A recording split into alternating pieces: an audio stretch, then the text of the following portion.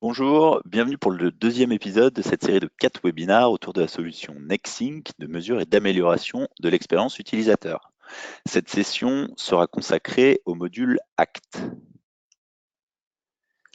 Alors, avant de commencer, juste un petit rappel des différents modules qui composent la solution NextSync. Le premier, l'analyse, le bloc de base permettant la collecte des données en temps réel et la création de scores, de tableaux de bord, d'investigation afin de tirer parti de cette masse de données. Ensuite, nous avons le module Engage qui permet la communication avec vos collaborateurs à des fins soit de notification en temps réel ou d'enquête de satisfaction étalée dans le temps et qui fait également l'objet d'un webinar. Nous allons retrouver ensuite le module Integrate qui vous permet d'intégrer les données Nexing dans vos outils tiers. Et enfin, Act permettant l'automatisation d'actions et la collecte d'informations supplémentaires.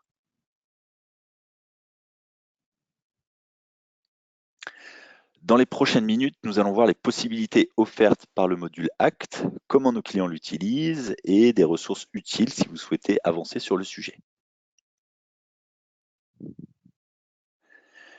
Alors, les problématiques adressées. Nextync a une solution de gouvernance de l'expérience utilisateur et les cas d'usage adressés sont extrêmement nombreux. Généralement, on les résume par les axes de travail suivants: la qualité du support aux utilisateurs, l'accompagnement des projets de transformation et la conformité du parc. Le module ACT permet d'enrichir ces cas d'usage et de proposer des actions de remédiation automatique pour aller plus loin que la détection et la gouvernance. Donc, vous verrez qu'il peut intervenir à différents niveaux et dans tout un tas de vos projets. Qu'est-ce que c'est que ACT? ACT permet d'adresser deux sujets: la collecte des informations complémentaires qui ne seraient pas collectées par défaut par le collecteur NextSync et la prise d'action à distance. Nous allons voir un petit peu plus en détail ce qui se cache derrière ces deux éléments. Alors, premièrement, la collecte d'informations complémentaires. Pourquoi collecter davantage d'informations alors que le collecteur remonte déjà tout un tas d'informations techniques en temps réel sur les événements, les activités, les usages des postes de travail? Le collecteur NextSync récupère nativement en temps réel les données relatives aux usages, aux activités et événements, mais ne collecte pas, ne remonte pas l'intégralité de ce qui se passe sur le poste. Je parle par là d'informations dans les logs applicatifs, d'informations dans la registry Windows, d'informations BIOS par exemple, et j'en passe. La collecte se fait bas niveau, entre guillemets. Il n'y a pas de traitement, il n'y a pas de parsing de log ou ce genre de choses. Le but étant que ce soit le plus transparent possible, que ce soit au niveau des IO, de la RAM, du CPU, de la CPU ou enfin du réseau. Que permet de faire concrètement ACT? Dans les cas où vous avez besoin de récupérer des informations pour des besoins spécifiques et non pas récupérer de l'information en temps réel au fil du temps sur l'intégralité du poste. Par exemple, des clés de registre, des informations dans le BIOS. Dans le cas où vous avez besoin de récupérer des données de logs applicatifs, typiquement des logs Outlook ou Skype lors de crash répétés. Lorsque vous avez des besoins ponctuels d'information versus la collecte automatique et en temps réel du collecteur. Typiquement, j'ai un problème ponctuel de qualité de Skype sur un site, par exemple, pour une population d'utilisateurs. Je vais pouvoir récupérer les informations propres à cet événement-là. Et enfin, pour cibler certains postes uniquement. J'ai certains postes qui sont lents au démarrage.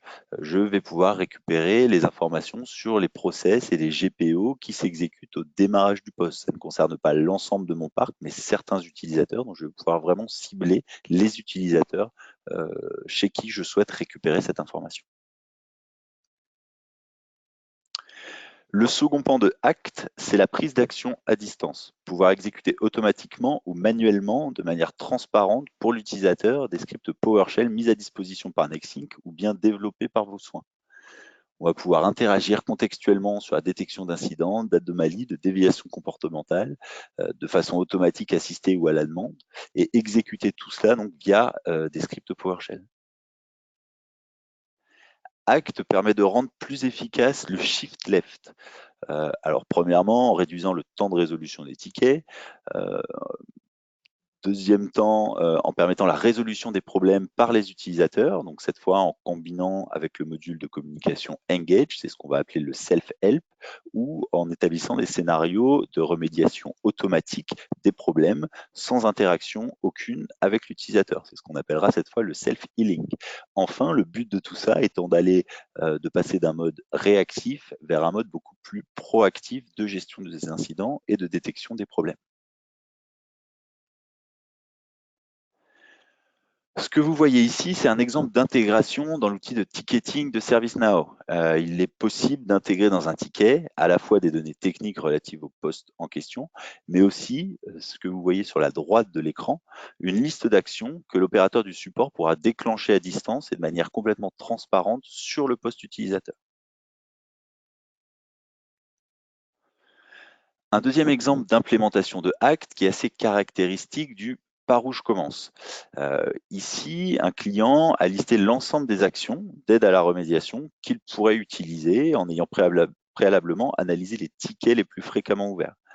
Suite à cette analyse et suite à cette liste assez exhaustive d'actions automatisables dans le système, il a classé par bénéfice et par complexité de mise en œuvre. Au final, il a été question d'une sélection de 16 remote actions, qui sont les actions à distance prises via Nexink, via le module Act, parmi 48 identifiées dans un premier temps. Donc ces 16 remote actions ont constitué ce qu'on appelle des quick wins pour permettre de tirer un maximum de valeur le plus rapidement possible de la solution. Voilà pour un tour du propriétaire du module Act, donc que ce soit pour la collecte d'informations supplémentaires ou pour la prise d'action à distance. Si vous souhaitez davantage d'informations sur ce module, les liens habituels, la documentation doc.nexink.com qui est en libre accès, l'académie avec tout un tas de vidéos, de formations, de e-learning autour de Act, mais pas que, autour de tous les pans de la solution Nexink. Et enfin, la librairie, le contenu que l'on met à disposition à nos clients Nexink sur des thématiques assez variées et dont certains de ces modules mis à disposition contiennent donc des remote actions, donc nécessitent le module Act afin de soit prendre des actions à distance, soit récupérer des informations complémentaires. Enfin, un autre lien, remoteactions.ids.aa.io, qui vous permet de soumettre de nouvelles idées. Vous utilisez Act et vous avez envie ou vous avez développé un script PowerShell, mais vous avez besoin ou voilà, vous avez besoin qu'il soit pris en charge par Nexink, développé par Nexink et maintenu ensuite par Nexink.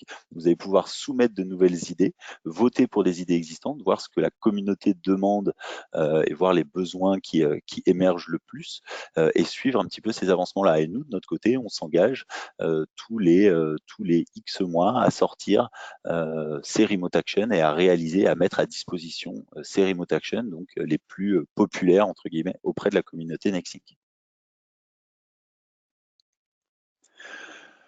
Pour terminer, nous vous donnons rendez-vous à notre salon Expérience 2019 qui aura lieu à Paris le vendredi 22 novembre, salon au cours duquel vous assisterez à des témoignages clients, des ateliers, vous pourrez voir l'évolution de Nexink dans les prochains mois, les prochaines années. Vous pourrez échanger avec notre management, nos équipes produits, commerciales, consultants, etc. Donc n'hésitez pas et rendez-nous visite à ce salon donc le 22 novembre à Paris. Merci beaucoup.